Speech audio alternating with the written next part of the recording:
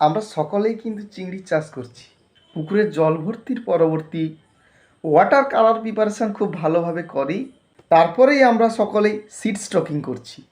কেউ কেউ কালচার পুকুরে ডিরেক্ট সিড স্টকিং করছেন, আবার কেউ কেউ নার্সারি পন্ড করে সেখান থেকে কালচার পন্ডে ট্রান্সফার করছেন।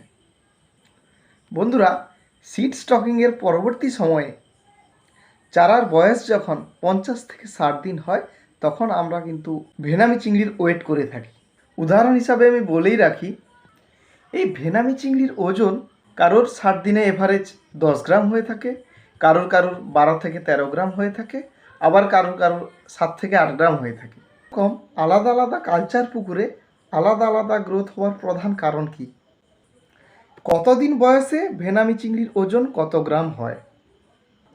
এই সমস্ত প্রশ্নের সঠিক উত্তর পেতে গেলে স্কিপ না করে পুরো ভিডিওটি দেখতে হবে। আমি পবিত্র দাস, টেকনিক্যাল এক্সপার্ট। চ্যানেলে নতুন হলে বেল আইকন প্রেস করে নোটিফিকেশান অল করে দিন। বন্ধুরা, আপনাদের প্রতি আমার একটি বক্তব্য হচ্ছে, আমি আপনাদেরকে ভেনামি চাষ করার জন্য মোটিভেট করছি না বা ভেনামি চিংড়ি চাষ করতে বারণও করছি না।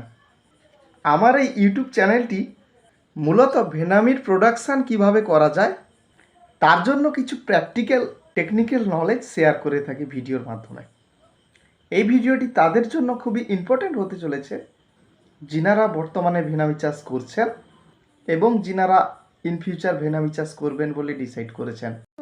আজকে আমি আলোচনা করব ভেনামি চিংড়ির বয়সের সঙ্গে সঙ্গে উপযুক্ত গ্রোথ নিয়ে এবং 2024 সালে ভেনামি চাষিদের কী কী সমস্যার সম্মুখীন হতে হচ্ছে।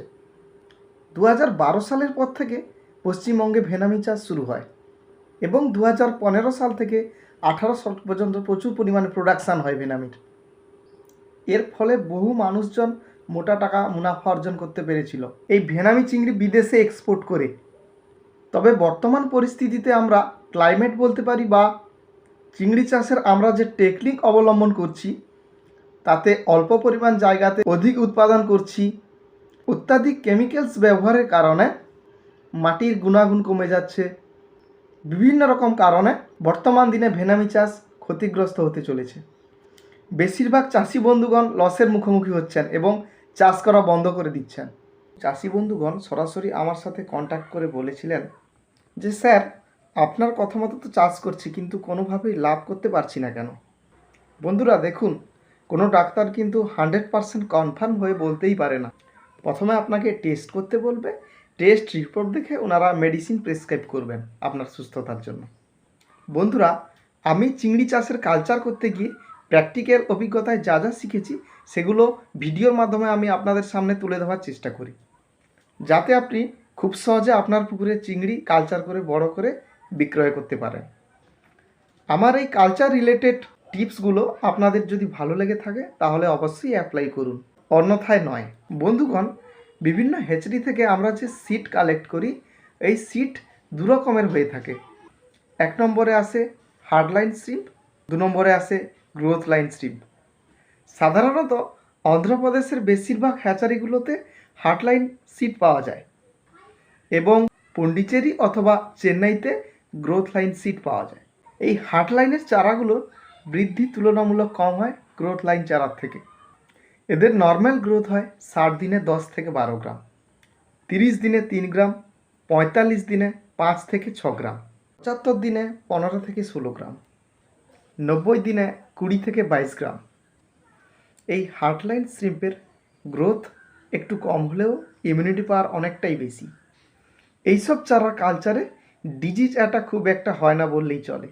এই হার্ডলাইন শ্রিম্প কালচার করতে গিয়ে ডিজিজ অ্যাটাকের পরিমাণ তুলনামূলক কম, যদিও বা রোগের প্রাদুর্ভাব ঘটে। এদের ইমিউনিটি পাওয়ার স্ট্রং থাকার জন্য শ্রিম্পগুলো খুব একটা সাফার করে না বললেই চলে। এই হার্ডলাইনের শ্রিম্প যদি নর্মালি কালচার করে নিয়ে যাওয়া যায় 110 থেকে 20 দিনের মধ্যে 25 থেকে 30 গ্রাম পর্যন্ত গ্রোথ নিতে পারে। এবার আসা যাক গ্রোথ লাইন শ্রিম্প নিয়ে। বন্ধুরা, আপনারা অনেকেই শুনে থাকেন যে 60 দিনে 15 থেকে 16 গ্রাম মাছ হয়ে গেছে, 75 দিনে প্রায় 20 থেকে 22 গ্রাম হয়ে গেছে, 30 থেকে 35 দিনের মধ্যে 6 থেকে 7 গ্রাম হয়ে গেছে, 90 থেকে 100 দিনের মধ্যে 35 গ্রাম বা তার বেশি হয়ে থাকে। এগুলোই হচ্ছে গ্রোথ লাইনের চারা। এই চারাগুলো খুব অল্প দিনের মধ্যে বেড়ে ওঠে। আবার যদি কোনোভাবেই এই চারাগুলোতে ডিজিজ অ্যাটাক করে, কালচার করে সঠিকভাবে মেনটেন করা খুব চাপ হয়ে পড়ে। তো এবার বন্ধুরা আমরা সকলেই হার্ডলাইন সিম্প এবং গ্রোথ লাইন সিম্প সম্পর্কে জেনে নিলাম। আবার একটা বিশেষ দিক খেয়াল রাখতে হবে বন্ধুরা, সেটা হচ্ছে কোনো কোনো সিড 60 থেকে 70 দিনে 5 থেকে 6 গ্রাম হয়ে থাকে। তো এর মধ্যে ইএইচপি অ্যাটাক হতে পারে বা হোয়াইট ফিকেল অ্যাটাক হতে পারে। এই সমস্ত কোনো একটি কারণের উপর ডিপেন্ড করে এদের গ্রোথ খুব কম হয়। আপনাদের সকলকে আমি বলেই দিলাম যে কত দিনে অ্যাকচুয়াল কত গ্রোথ হওয়া উচিত চিংড়ি চারাগুলোর। বর্তমান পরিস্থিতিতে ভেনামি কালচার করতে গিয়ে যেসব প্রবলেম আমাদের সামনে আসছে সেগুলো নিয়ে বিস্তারিত আলোচনা। বন্ধুরা বর্তমানে আমরা খুব ভালো করেই জানি কিছু কিছু পুকুরে ইএইচপি লক্ষ্য করা যাচ্ছে। 5 গ্রাম 6 গ্রাম কিংবা 7 গ্রাম মাছ তুলে দেওয়া হচ্ছে। যারা এই প্রকার চারাগুলোকে হারভেস্ট করেনি তারা ওই পন্ডগুলোকে মল্টিং করানোর চেষ্টা করছে। হোয়াইট ফিকেল দূরে সরিয়ে 10 থেকে 12 গ্রাম পর্যন্ত নিয়ে গিয়েছে। বন্ধুরা ইএইচপি এবং হোয়াইট ফিকেল থেকে রিকভার করা চারাগুলো মল্টিং করতে একটু সমস্যায় পড়ে। এমনিতেই চারাগুলো দুর্বল থাকে, তৎসঙ্গে যতক্ষণ ইজি মল্টিং করতে না পারছে চারাগুলোর গ্রোথ আসে না বললেই চলে। ইজিলি মল্টিং করানোর জন্য কালচার পুকুরে নতুন জল দিন। পিএইচ লো থাকলে কলিচুন অ্যাপ্লাই করতে পারেন। পুকুরের পিএইচ হাই থাকলে ইডিটিএ পাউডার এবং মিনারেলস ব্যবহার করতে পারেন। আশা করছি উক্ত চারাগুলো মল্টিং করবে। এতে যদি কাজ না হয় তাহলে ওয়াটার স্যানিটাইজার ব্যবহার করুন। এবার বলি ওয়াটার স্যানিটাইজার বলতে চারার বয়স যদি কম থাকে তাহলে ব্রোমিন বা বিকেসি ইউজ করতে পারেন, এবং চারার বয়স যদি 60 দিন বা তার অধিক থাকে তাহলে আপনি আয়োডিন 20% অ্যাপ্লাই করতে পারেন। নতুবা H2O2 অ্যাপ্লাই করেও ফ্রেশ মল্টিং করবার চেষ্টা করতে পারেন। বন্ধুরা মল্টিং করানোর জন্য আমরা এত রকমের প্রসেস সঙ্গে বন্ধুরা কালচার পুকুরে হোয়াইট ফিকেল একবার এসে গেলে খুব সহজে যেতে চায় না।